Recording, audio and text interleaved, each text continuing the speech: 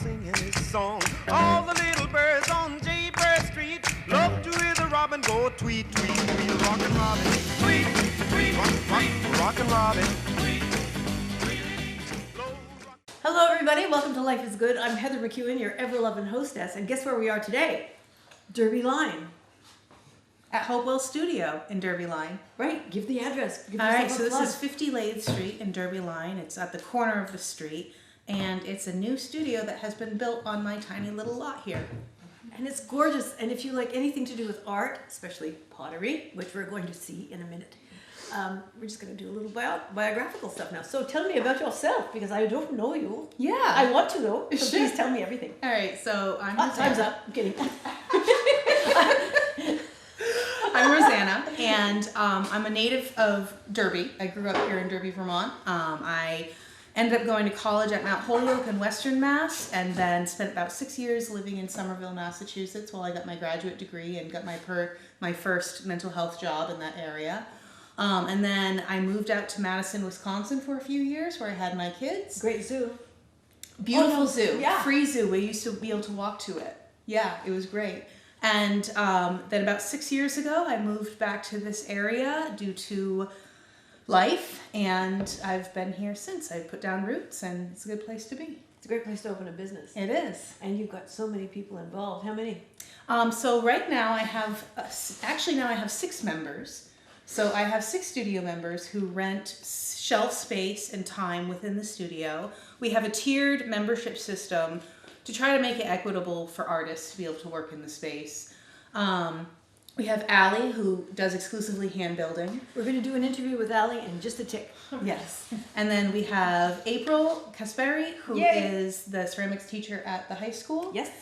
We have Marissa Dunn, who has recently started an edibles business called Altitude Drops. We have Heather Smith, who is the other school counselor at Derby. I am a school counselor at Derby Elementary, as is Heather. She is also a ceramicist. And then we have Jacqueline Meyer, who works at the Pick and Shovel and the Old Stone House and is one of our members. Oh my gosh, it's quite a list of people from diverse backgrounds. Yeah, absolutely. Yeah, it's a very diverse crew of people. And actually, we have a brand new member as of today. And he is actually lives in Sedona, Arizona, but summers here, and he's going to be working here occasionally. Oh my gosh. Now, would he be an elderly human being? He's retired. I wouldn't call him elderly. He's older. I'm retired. I would call myself elderly. That's my prerogative. If you do it, I won't forgive you. You say, how old are you? I don't know. Cut me in half and count the rings around my trunk. I don't know. Anyway, we're going to continue on here. Your degree is in social work? Actually, my undergraduate degree was in music and education, and my master's degree is in music therapy and mental health counseling. And I've worked as a music therapist, I've worked as a licensed clinical mental health counselor in private practice, and now I work as a school counselor. What are the biggest problems you see with students? Trauma, generational trauma, poverty, just a lot, especially in this region. A lot of students their basic needs are not met. They don't have enough food. Their families struggle to provide adequate housing and clothing. And this is not necessarily due to like lifestyle choices. This is just the realities of the world that we live in. So I work with a lot of students whose parents grew up in poverty and trauma, and who have lifestyles that reflect the trauma that they experience as children, and parenting styles that reflect the experiences that they had as children. And there's just a lot of pain in this region, Do you in feel this like world. you could make a difference in each child's individuality? I'd like to think I am. Of course you are. That's what keeps me going. Well, take a look at your attitude. Yeah, You've gone through stuff too. yeah, absolutely. I've gone through a lot. And Yeah. I think those of us who have gone through a lot, no matter how we define a lot, we're better for it. Mhm. We can get through it. Yeah. And then we have more empathy to help the people who are going through what we just experienced. Yeah, absolutely. I don't want to go through any more though. How about you? We can go through whatever. I'm an open book. You are? Yeah, I truly am. Yeah, I'm Come to literally the art writing a studio. memoir. Are So you really? I am. Fabulous. Yeah.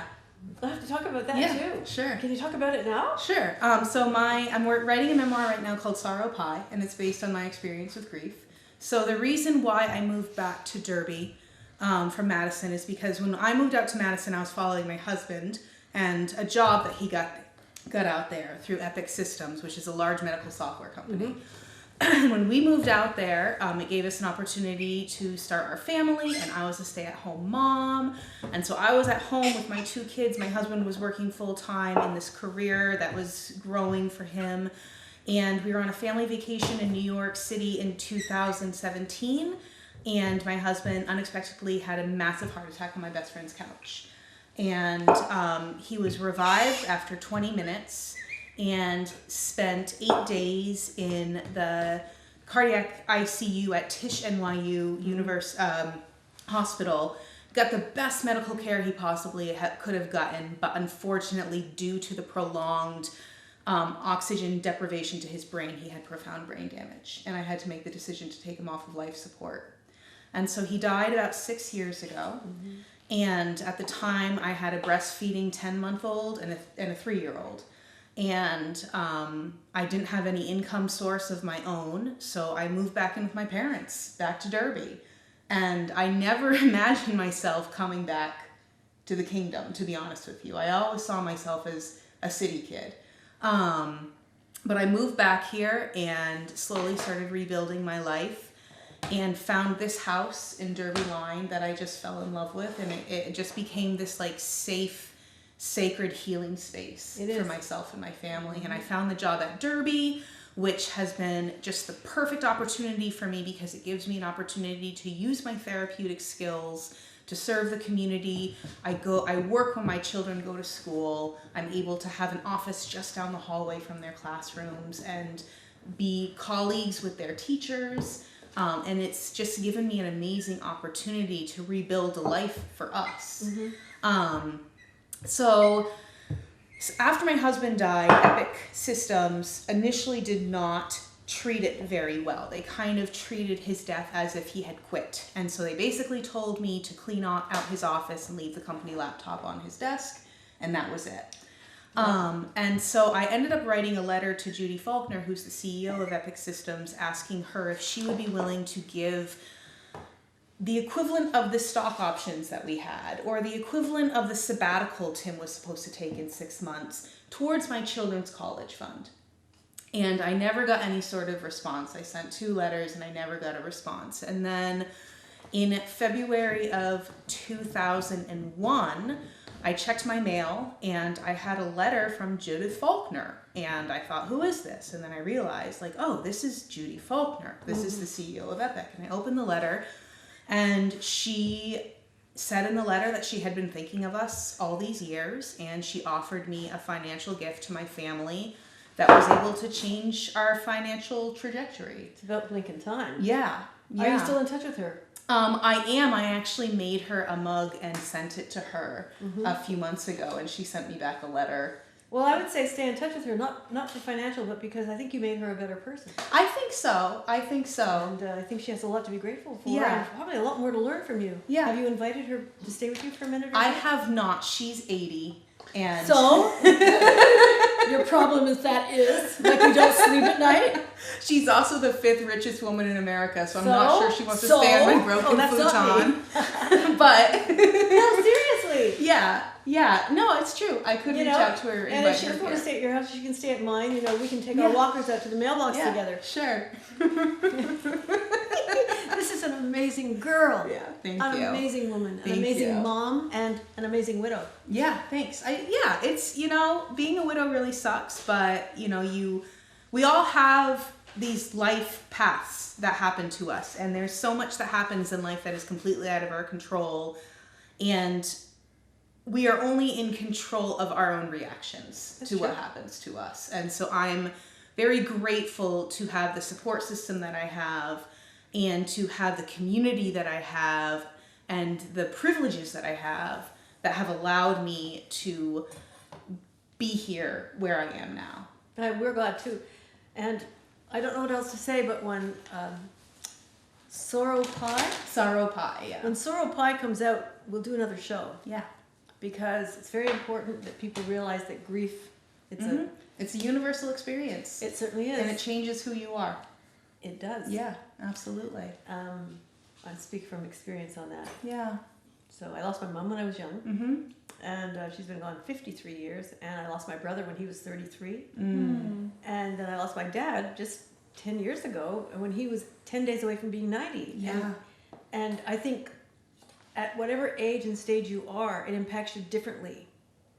And I didn't miss my mother incredibly until I held my first child for the first time. Mm-hmm. And that's when it hit me. Yeah. So no matter who you are, no matter where you are, no matter what you're suffering at whatever age, it impacts you. And to admit it is wonderful. And your book will help a lot of people. Yeah, I'm hoping. Well, Miss RoseAnna Cyr, Yeah. what I'm going to do is get behind the camera now, because who needs me?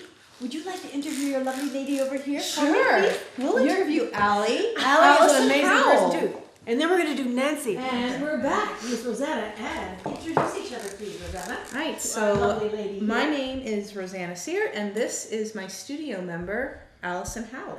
Hi. Where do you live, Allison? I live right around the corner in Kirby Line, just up the street from the Haskell. Oh, lovely. Yeah, feel really lucky to be here.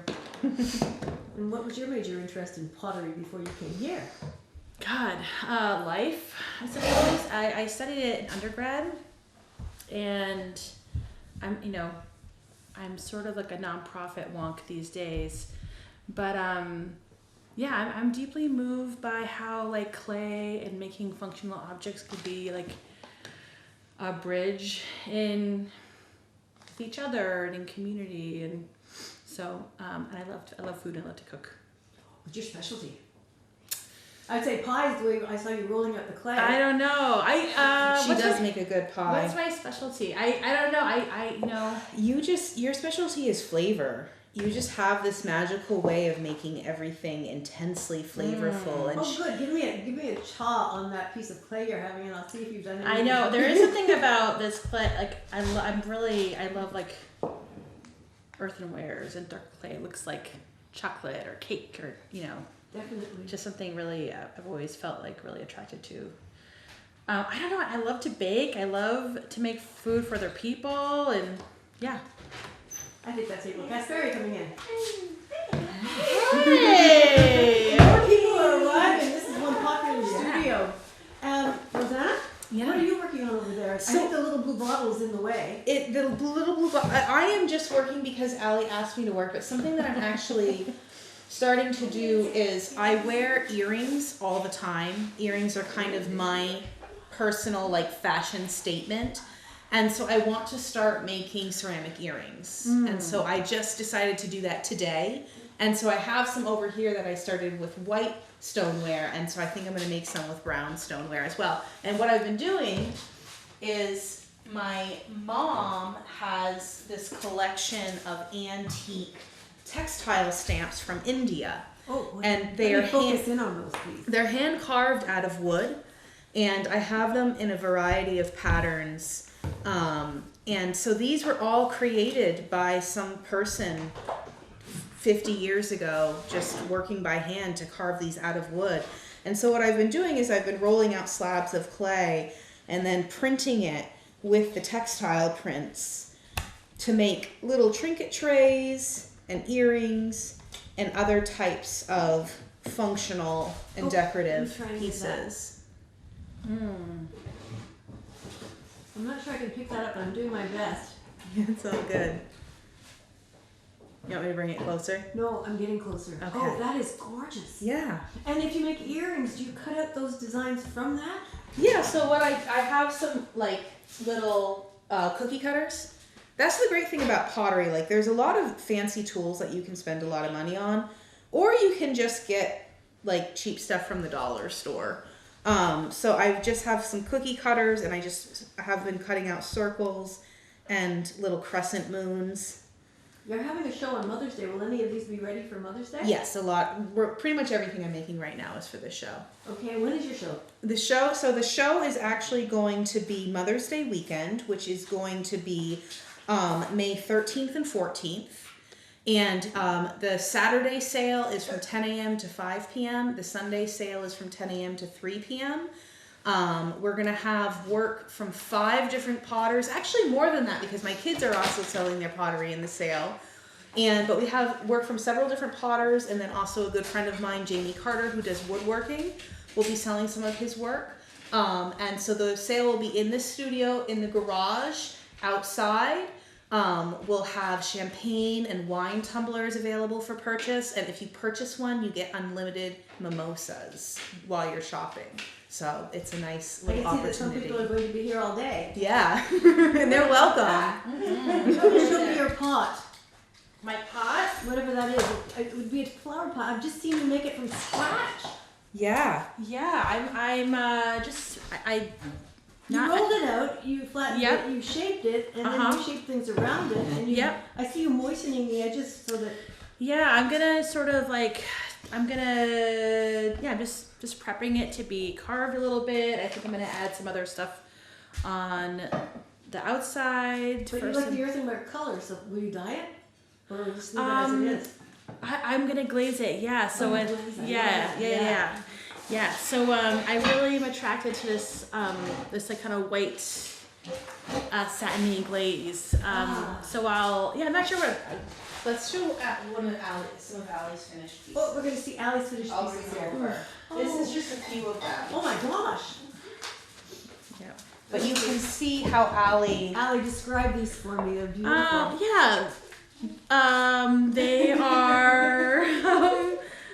They are.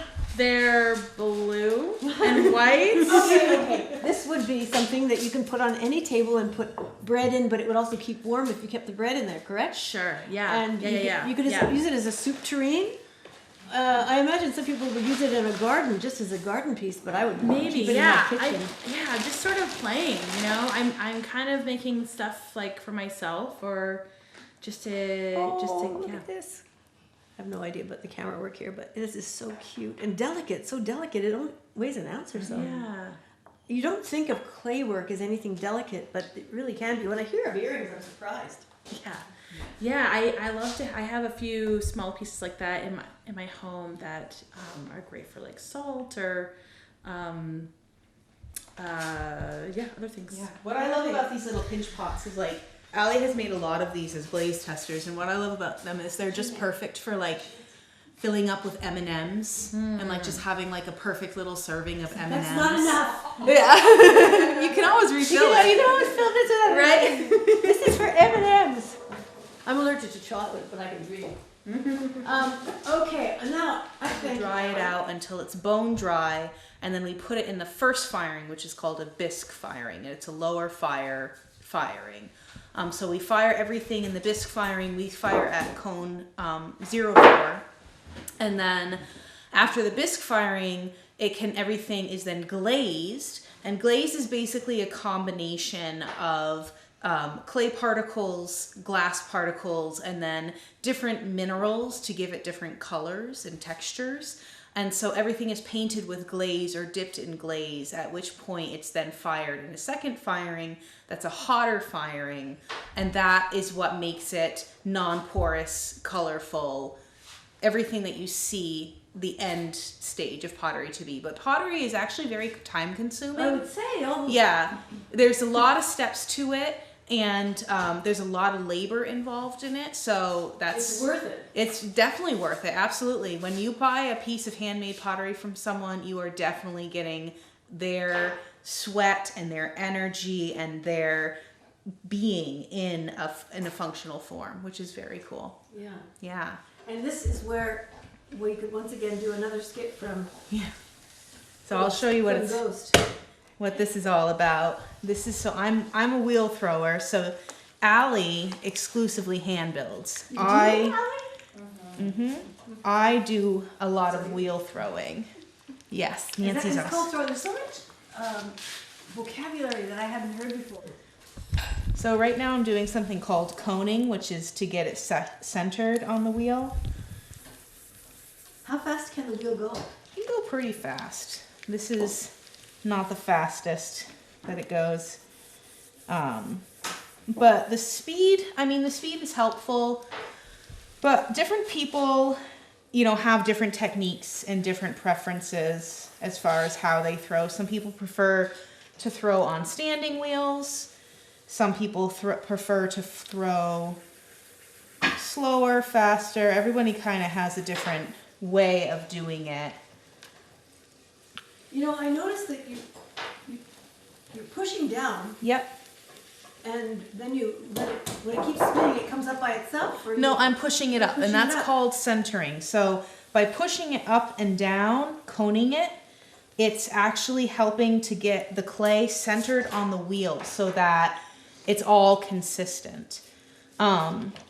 And actually, the clay I'm using right now is not straight out of the bag. It's reclaimed, so it actually has some air bubbles, which is going to give me some issues, but that's okay. So after I center it, then I'm able to go in and open it up, and I do that by pushing my fingers in and kind of gently forming the floor of the piece, compressing the floor to help prevent cracking.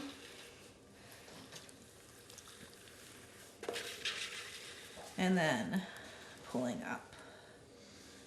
oh, you're pulling it up. And I that's feel like getting behind you and doing ghost. I can't help it. It's just a wonderful thing. yeah. That's beautiful. How many of those can you do in one? Sitting. Yeah, because this is happening rather quickly. Yeah, it does happen rather quickly. It kind of depends on the form that I'm making. Like I can make something like a tumbler really quickly. So I can make several of those really easily in a setting. But if I was making large serving bowls, it might take me a little bit longer. If I was making pieces that had lids, like canisters or urns, that's actually a lot more time consuming and requires a lot of measuring and planning. So it kind of depends on what you're making.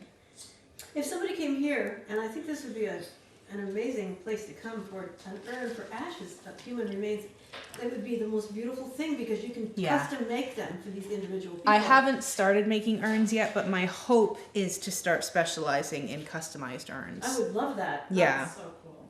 Because I really, you know, this place was born out of a death, and I feel like honoring death and creating, you know, beautiful function, like beautiful pieces that can hold the remains of a person's physical form is really meaningful. It certainly is. Yeah, I've also experimented with putting human cremains in the glaze and Wow, then that glazing would be it in, glazing them into a pot. I have a pot that I made with some of my husband's cremains, but it bubbles furiously. It looks Really? like lava. It's pretty cool, the effect, but it makes it like it's pretty. It's not pretty, but it's pretty Let's cool. keep that in mind. Yeah, but I think like that's definitely something that I would like to start doing, to start making. You're just starting out in this business and you're already really doing well. Yeah, absolutely. And I have a lot of ideas for this space and a lot of vision. It's definitely something that, you know, will continue to evolve over time. I know, speaking of time, I guess I better speak with April Caspary. Yeah, she's How great. long will you be spinning around with that? Oh, a few more minutes, but I think you should definitely talk to April and Well, see what April she's brought doing some over of her there. work to my house, and I've seen it on another show, and I was so impressed. And that was just when you opened, and April had just started, and I've seen some of her work since. And it doesn't take long to become a real expert, but of course, April's an art teacher, so she's Yeah. got it in her genes. April knows what she's doing. Where am I going to interview you, April? And thank you very much. We'll come back and see this beautiful structure. Yeah, I'm gonna. What do you think it's going to be when it grows up? I think it's gonna be kind of like a tall bowl. I think that's what it's gonna be, but we'll see. Are you going to make it much thinner? I mean, what? I can't make it much thinner at this point. I am going to thin out the top a little bit and then start bringing it out a little bit, but I don't have the proper tools in my hands right now, so I'm gonna grab those. Well, I'll say goodbye to you for a minute, RoseAnna. Thank you very much, and I'll. Hi, everybody. This is April Caspary, who you've met on an earlier show. If you watch these shows, It's true. that was a good one because you sang. That was fun, yes. And we saw some of April's original work when you just started working with the clay, and it was gorgeous I brought then. it. It was bone dry. I so know. It was super fragile. And you said, yeah. Heather, it's super fragile. You know, you don't want these hands to really touch anything. And Heather, why aren't you a brain surgeon? Well, it could be my hand. Anyway, You'd thanks. make And a you just good came back from surgeon. Europe. I did, yes, yeah. We just at North Country High School, we just had a visual art enrichment trip, and we went to Spain, and we saw some really amazing art. What did you see? In Europe, oh my goodness. Well, one of my favorite places on the planet is in Barcelona. Oh, yes, Barcelona. Barcelona, and it was Park Güell. It's a beautiful community that the famous architect Gaudi had joined forces with Güell, who had the money. And they started this incredible community, just absolutely designed with these organic features and all kinds of mosaics, which just I love mosaics. Oh, they just light me up. So I have a question. had a great time. How did the children respond to it? That's they the learn? best part. That's the best part is just to see them, you try to explain to them what it's going to be like. You try to explain to them what they're going to see, but there's just no substitute for standing in that space and on that ground. And, we also, we went to so many places, but we also saw Sagrada Familia, the huge basilica that is Gaudi's life's work. And just to see them walk in there is just Did any of them cry when they priceless. first walked in? They may have. There were some tears on the trip for sure. People were very moved by. We saw a lot of authentic culture that we don't see up here in the Northeast Kingdom. And we went to some smaller towns in the south of Spain, Sevilla, Toledo, Cordoba. I actually picked up a few tiles for RoseAnna and for our studio there because I'm just so inspired by Spanish ceramics. So Well, we're was inspired awesome. by you. So I'll tell you what, I'll get off the camera and I'll turn it over to April so she can explain to you about her wonderful work. And also a teacher at the high school, an inspiration to her students, and a terrific mom. Aw, Terrific mom. Thank you, Heather. My pleasure. So, Okay, Okay. focus. Yeah, so RoseAnna was sharing, she works on the wheel. Allie hand builds. I do a little bit of both of those things. Nancy hand builds. A piece that I would throw on the wheel, I make mugs. And this mug, I threw the vessel on the pottery wheel and then did some carving. may I close in on that? Yeah. Just hold it steady for a tick, please. And now it's been bisque fired, like RoseAnna was explaining. Okay, It's lovely. been fired at a lower temperature. I'm going to cover it in glaze. We'll fire it again, and it'll come out vitrified and food safe. So no longer porous and really beautiful.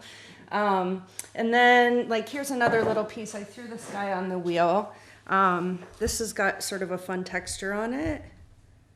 Is that the best part for you? The most fun, the carving? Oh, gosh. Oh, that is so interesting. Well, it's funny listening to Nancy say, for her, the magic is in the glaze.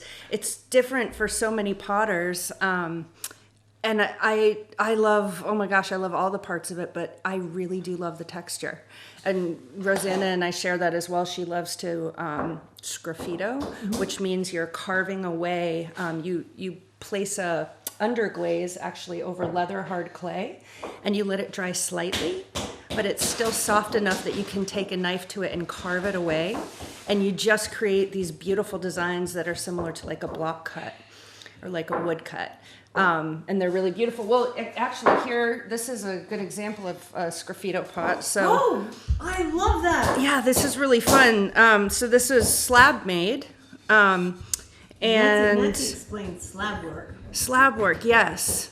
Nancy and Allie specializes in that. She has some really amazing forms that you can use to form your slabs over. But so this was coated with like a light yellow underglaze, and then I took a tool to it and I carved it away. So next, I'm going to put clear glaze over this whole thing.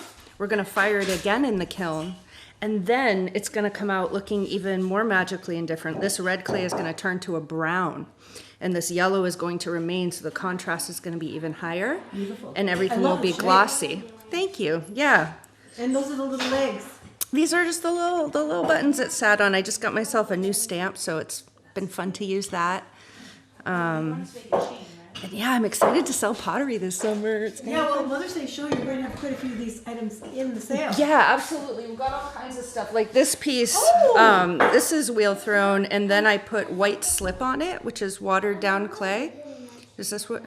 Watered down clay? Yeah, this is watered down white clay.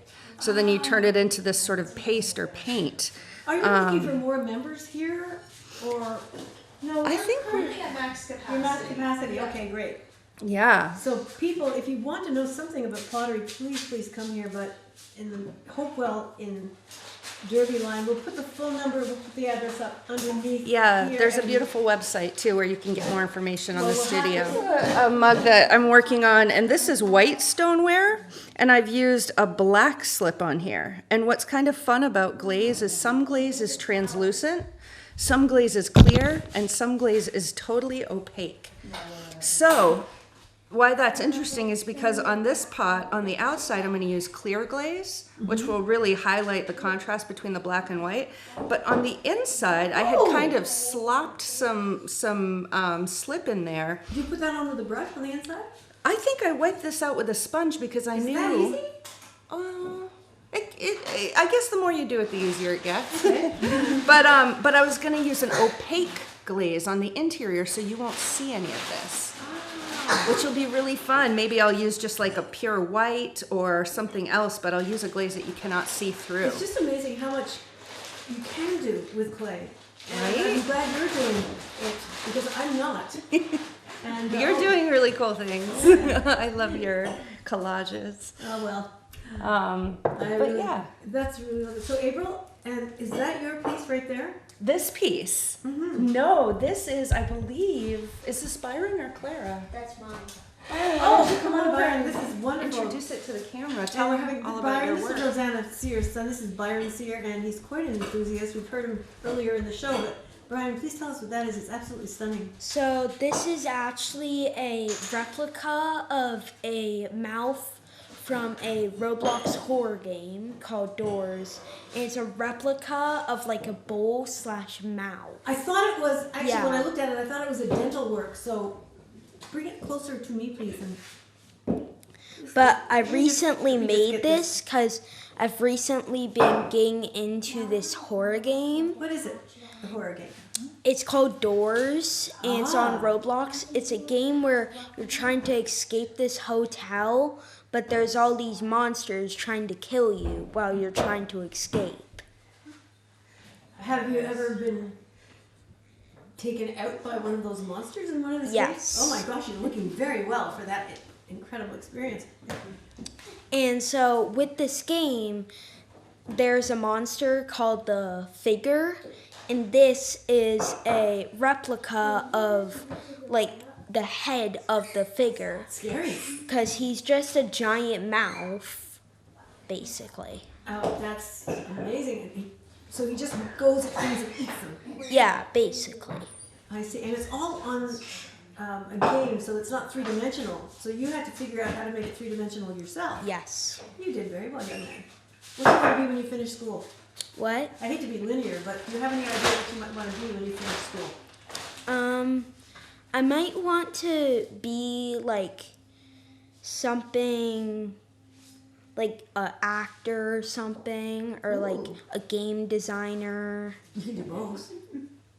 Have you ever been in a theater production around here at the high school or any other place? No. You've been in musical theater camp. Oh yeah, I have. Musical theater camp? Yes. Well, I'm looking forward to seeing you on the stage of the high school and then Broadway. Does that work for you? yes. Well, you're amazing. I'll give you a hug. I think you're such a lovely young man. Yeah. Thank you for very much, and we'll just about close off the show now, because I guess I've talked long enough, don't you think? Yep. I think so too. Thank you, young man. He started going steady and bless my soul. He out-popped the buzzard and the Oreo. He rocks in the treetop all the day long, hopping and a-bopping and a-singing his song. All the little birds on Jaybird Street love to hear the robin go tweet, tweet, tweet. Rockin' Robin, tweet, tweet, rock, rockin' Robin. Slow rockin' Robin, 'cause we're really gonna rock tonight.